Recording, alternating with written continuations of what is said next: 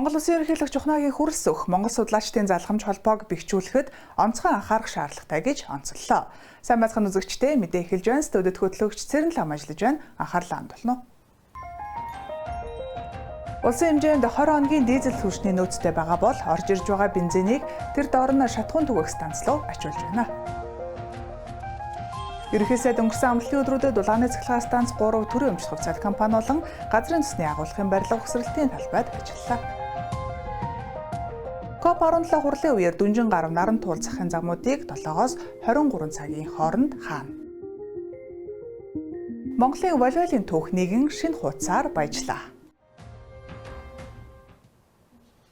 Манай улс Орос улбаны улсаас 45 мянган тонн, бүгд найрамдагтад ард улсаас 6 мянга, за бусад их сурвалжаас 12 мянган тонн, нийт 60 мянган тонн автобензин авах захиалга баталгаажжээ. За мөн өнгөрөх амралтын өдрүүд буюу 8 дугаар сарын 8-аас 10-ны хооронд 84 вагон автобензин буусан байна.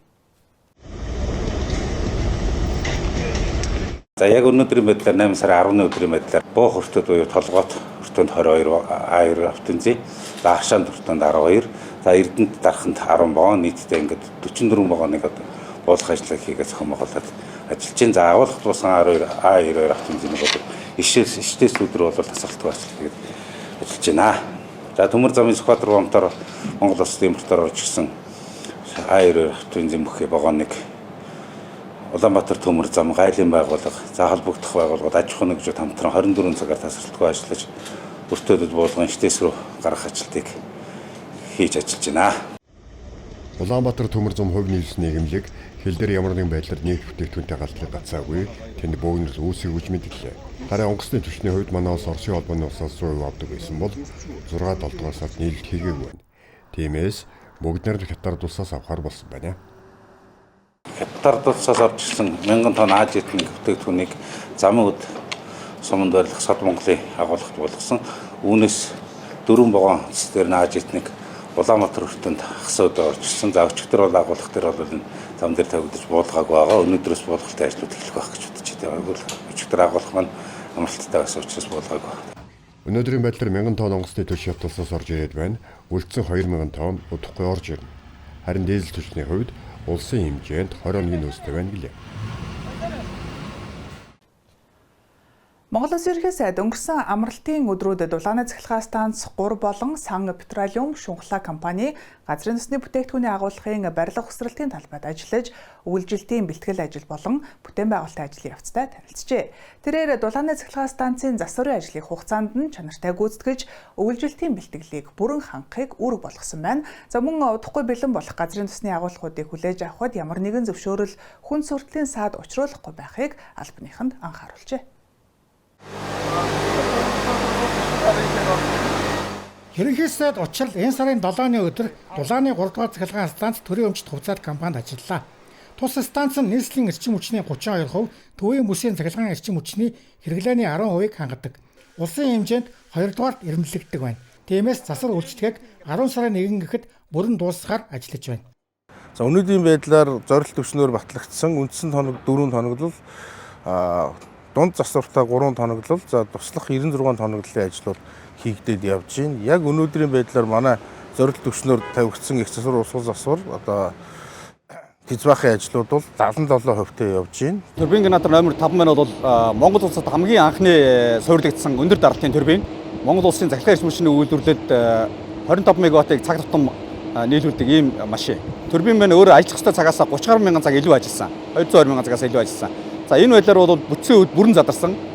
Аюулгүй ажиллагаа байдлын хувьд бол хөдөлмөрийн аюулгүй байдал, хүмүүсийн амь насанд бол эрсдэл нөхцөл байдал бий болсон. За нөгөө талдаа үйлдвэрлэлийн найдвартай ажиллагаа алдагдах ийм нөхцөл байдал тулдсан байсан. За энэ асуудлыг өнөөдөр шийдэж байна гэдэг нь бол манай станцын хувьд дахин нэг цахилгаан үйлдвэрлэдэг машинаа шинжилж авснаар бид нар цаашдаа 30 жил хүртэлх хугацаанд энийг тогтвортой үйл ажиллагааг хангах ийм нөхцөл бүрдэж байна. За улсын төсвүүдээр бол 7 дугаар турбины шинжил суусан. За 9 дугаар турбины шинжилт суусан. Тэгэхээр 7 дугаар турбиныг бол 12 дугаар сар гэхэд одоо дуусгана. За 9 дугаар турбинаа бол өвлийн их ачааллын үеэр шинжилж дуусгаж одоо ашиглалтанд оруулах шаардлагатай болж байна гэсэн үг. Монгол улс эрчим хүчний одоо цахилгаан эрчим хүчний дутагдaltaд байгаа. Одоо дулааны ч гэсэн дутагдaltaд байгаа. Тэгэхээр энэ дутагдлыг нөхөхийн тулд бид нар шинэ их усруу хэрэгтэй. Энэ жил орж байгаа хамгийн гол том хоёр их усруу бол нэг нь Сэлэнг аймагт баригдаж байгаа дулааны цахилгаан станц байгаа. 70 мегаваттын хүчин чадалтай станц байгаа. Хоёр дахь их усруу бол бүгд найрамд хятад ард улсаас шаардлагатай тохиолдолд 80 мегаватт хүртэлх хүчин чадалтай цахилгаан эрчим хүч импортлох энэ хуваарлах ил байгууламжийг өнгөрсөн 7 хоногт ашиглалтанд өгсөн. Маргааш өдөр нь ерөнхий сайд Сан Петролиум болон Шунхлаа компани шинээр барьж байгаа газрын тосны агуулгын барилга угсралтын талбайд ажиллалаа. Засгийн газрын дэмжлэгтэй хөнгөлөлттэй зээлийн санхүүжилтээр 18 аж ахуй нэгж газрын тосны бүтээгдэхүүний 22 агуулга барих болон өргөх ажлыг эхлүүлсэн. Зарим агуулга эхнээсээ ашиглалтанд орж эхэлжээ. За манай Мөнгөн сав тоног компани нефтийн барилга байгууламжийн угсралтын чиглэлээр тусгай зөвшөөрлөг эзэмшээд одоо бид нэр яг энэ үйл ажиллагааг дагнаад 21 жил ажиллаж байна. За энэ хугацаанд бол бид нэр ийм босоо савнуудыг ширхгээр тооцох юм бол 30-40-ыг бол барьж ашиглалтанд улсын хүмүүст өгсөн байгаа. Одоо 16,000 кубын агуулгыг бид нэр 8 сарын 4-нд эхлээд одоо ингээд 8 сарын 20-нд ихэд бид нэр бүх ажлыг хийгээд дуусгаад одоо ингээд гарахд бэлэн болж байгаа. За манай Сан Петролиум компани нь болохоор Сонгоо хайрхан дүүргийн 20 дугаар хороонд 4 га газарт 16 сая литрийн одоо газрын цэсний бүтээгдэхүүний агуулгын төслийг 2025 оны 8 сард эхлүүлээд одоо ингээд 95% гүйцэтгэлтэй явж байна. Улсын хэмжээнд 18 аж ахуй нэгжийн 22 одоо байршилд за улсын 1 сарын нөөцийг хадгалах хүчин чадлыг нэмэгдүүлэх энэ ажил эрчимтэй хийгдэж байгаа. За түрүүчээсээ бол одоо дуусч байна. За энэ агуулга бол энэ одоо эх 7 хоногоос улсын комисс ажиллаад бүрэн хүчин чадлаараа ажиллаад эхэлнэ. Олон жилийн бодлогын алдаанууд төслүүдэд эренбилж чадаагүй энэ болгоныг одоо хор гайг бол ард түмэн амсч байна. Тэгэхээр засгийн газар бол одоо 4 сар болоогүй байна. Энэ хугацаанд эхнээсээ ингээд нөөцийн савууд маань үр дүн төрж байгаад их баяртай байна. Сонгон хайрхан дүүргийн 20 дугаар хороонд барьж буй Сан Петролиум компани агуулга энэ сарын 20-нд ашиглалтанд орно. Харин Сонгон хайрхан дүүргийн 21 дугаар хороонд барьж буй Шунхлаа компани барьж буй агуулга улсын хэмжээнд том хүчин чадалтай тооцогдох агуулга болно. 12 дугаар сарын 31-нд ашиглалтанд орно гэлээ. COP17-д оролцож байгаа зочид төлөөлөгчид байрласан зочид буудлаасаа хурлын үйл ажиллагаа болох газар хүртэл нийтийн тээврийн хэрэгсэл 17 чиглэлд иргэдэд үнэгүй үйлчлэхээр болжээ. Мөн тээврийн хэрэгслийн тэгш сондгой хязгаарлалтын цагийг сунгаж өглөөний 7-оос оройн 23 цаг болгож өөрчилсөн байна. UB-Card аппликейшн дээр яг саяны нөгөө нийтэд үйлчлэх богино эргэлт болоод Нарантуул Дүнжин гар руу чиглэсэн нийтийн тээврийн маань бүх маршрутууд байж байгаа. Энэ сарын 17-28-ны хооронд манай улсад нэгдсэн үндэсний байгууллагын цөлчтэй тэмцэх тухай конвенцийн талуудын 17 дугаар багвар болно. Эдгээр өдрүүдэд тээврийн эслийн хязгаарлалтыг яаж зохион байгуулах, ямар замуудыг хаагтлаар мэдээллээ. Хязгаарлалт тавигдсан замуудаар цагдаа онцгой хэвлэл эмнэлэг болон зөвшөөрөлт хүнс тээвэрлэж тээврийн эслүүд хөдөлгөөнд хязгаарлалт төр оролцохоор болсон байна. Нийтийн тээвэр, такси үйлчилгээ, хот нийтгийн аж ахуйн, оршуулгын буйны ажилтай холбогдуулан тухайн сондгойгийн одоо захирамжийн хүрээнд бол хязгаарлалтанд хамрагдахгүйгээр оролцсноо. За үүн дээр онцлж хэлэхэд бол өмнөх жилүүдээс авсан арга хэмжээс онцлох нь цагийн хувьд бол 7-оос 21 цагийн хооронд хүртэл өргөдсөн байгаа. Учир нь гэхээр сая мөнхнасан дарга хэлдгээр 7-оос 23 цагийн хооронд эдгээр зочид төлөөлөгчд маань байнгын тухайн чиглэл рүү зочид төлөвлөгөө хийх учраас цагийг бол сунгагдаж нэг цагаар өмнө нэг цагаас хойно одоо зохион байгуулж байна. Дүнжигор Нарантуул зах олон түүний ойр орчмын авто засуулуудыг бүрэн хаана энэ бүсэд ажиллаж амьдардаг болон худалдааны төвд ажилладаг хүмүүсээр болон нийтийн тээврийн эслийг хоёр чиглэлд богино эргэлтээр явуулахар болсон байна. Мөн тэр хувьд амьдардаг иргэдийн хувийн тээврийн эслийг тодорхой зөвшөөрлөлийн дагуу нэвтрүүлэхээр зохицуултыг хийж байна. Өгөөмөр захын зүүн уртлын одоо нөхөн гарц, шинэ нөхөн гарцны уулзуураас Нарантуулын уулзуур хүртэл за эргээгээд Нарантуулын уулзуураас Пэрижрээ урагшинд аваад Дүнжин гарвын зүүн уртлын уулзуур, Дүнжин гарвын зүүн уртлын уулзуураасаа зүүн занжингийн уулзуур хүртэл энэ цэнхэр лайнаар татсан байгаа гудамж замуудыг бол хязгаарлана. За цагийн хувьд бол 7-оос 21 цагийн хооронд. За эдгээр бүслүү хэрхэн зорчих вэ гэдэг нь бол нийтийн тээврийн хэрэгсэл маань зорчин. За мөн онцгой үе байдлын үеийн 101, 102, 103 тээврийн хэрэгслүүд зорчин. За тухайн бүсэд орсон суугаа иргэдийг бүртгэл мэдээлэл хийж ин үнэтэй холбогдуулаад хороо холбогдох дүүргийн засаг даргын хамгийн газраас хамтраад бүртгэлийн ажлыг хийж ин. Эдгээр тээврийн хэрэгслүүд зорчин, бус тээврийн хэрэгслүүд бол зорчихгүй. Дэлхийн 150.6 гаруй зоч төлөөлөгч дэрж цөлжилтөд дэмжих тухай асуудлыг хэлэлцээс гадна манай улсын соёл, урлаг, нийгэм ахуйтай танилцж дэлхийд сурталчилах юм. Мөн бүхий салбарт хөрөнгө оруулалт татах томоохон урал учир иргэдийн хүлээцтэй байж тогтоосон журам зааврыг даган замын үйлдвэрлэнд оролцохыг иргэдэд уриаллаа. Одоо арай үргэлжлүүлэн зарим үйл явдлын мэдээллийг цөөн үгээр хүргэе.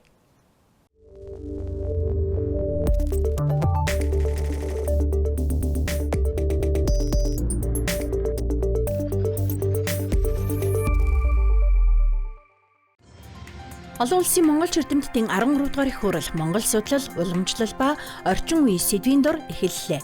Өнгөрсөн 12 дахь удаагийн хуралд 60 гаруй орны 4000 орчим эрдэмтэн судлаач оролцож, Монгол хэл шинжилэл, түүх, археологи, антрополог, угсаатан, шашин, соёл судлал, олон улсын харилцаа зэрэг 20 гаруй чиглэлээр 3000 гаруй эрдэм шинжилгээний илтгэл хийлцүүлсэн байна.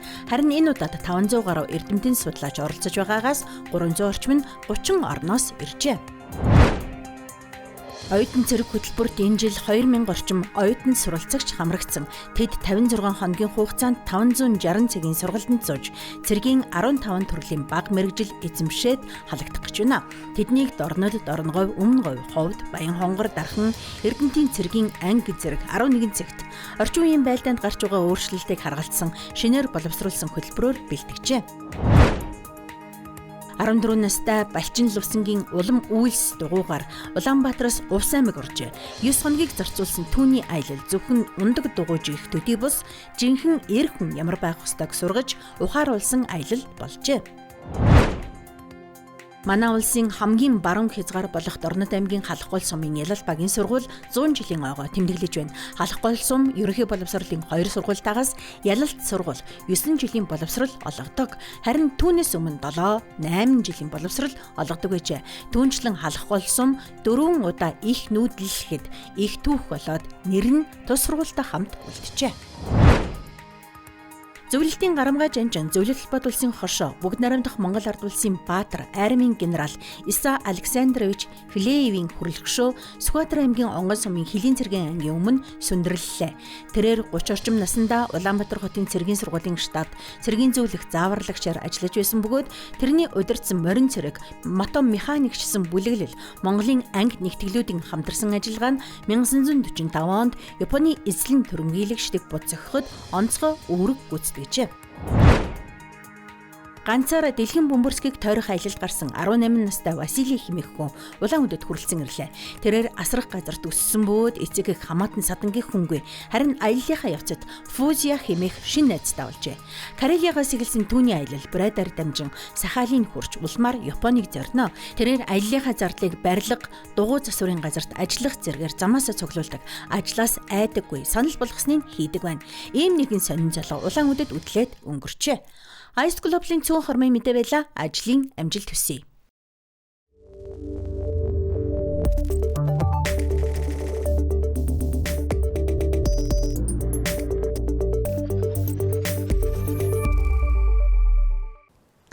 Улаанбаатар хотноо болсон 13 дахь удаагийн Зүүн Азийн эрэгтэйчүүдийн волейболын аврах шалгаруулах тэмцээн түүхэн амжилттай өндөрлөлөө. Манай үндэсний шигшээ баг тэмцээний турш хүчирхэг өрсөлдөгчтэй энэ тэнцүү тоглож хүрэл медаль эзэн болсноор тус тэмцээний түүхэн дэх анхны медаль хүртэж Монголын волейболын түүх нэгэн шинэ хуудасаар баяжлаа.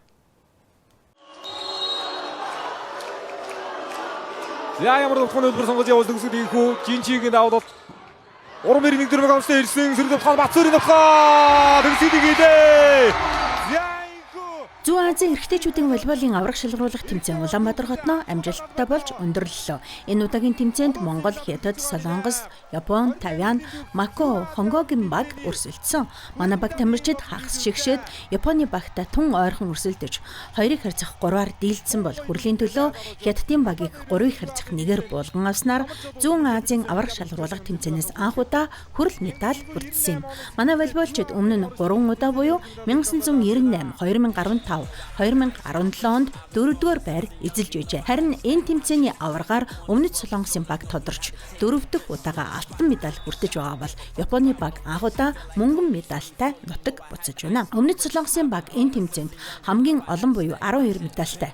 Тэд 4 алт, 5 мөнгө, 3 хүрэл медаль хүртсэн бол өнгөрсөн жил тус тэмцээнд оролцоогүй Япончууд 6 алт, 1 мөнгө, 4 хүрэлтэй. Тайван 1 алт, 7 мөнгө, 1 хүрэл. Хятадын баг 2 алт, 3 хүрэл. Монгол, Хойд Солонгосын баг тус бүр 1 хүрэл медаль тус хүртлээ. Сонирхуулахад Зүүн Азийн эрэгтэйчүүдийн волейболын авраг шалруулах тэмцээн анх 1998 онд болсон бөгөөд 2000, 2008, 2015, 2017 онд Улаанбаатар хотод болж байсан юм а.